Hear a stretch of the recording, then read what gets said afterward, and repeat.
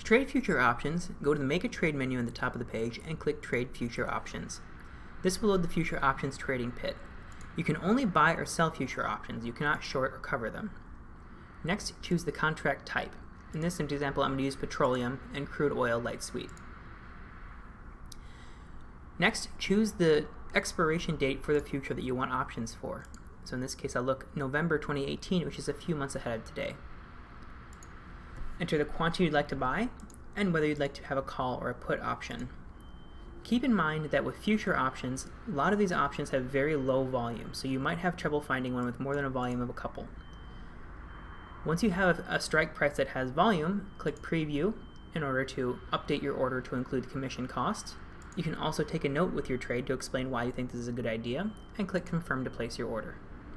If you have any questions about trading future options, you can check the Future Options Trading Resources right here with the Help badge, or you can go to About on the main menu and click Contact Us to speak with our support team.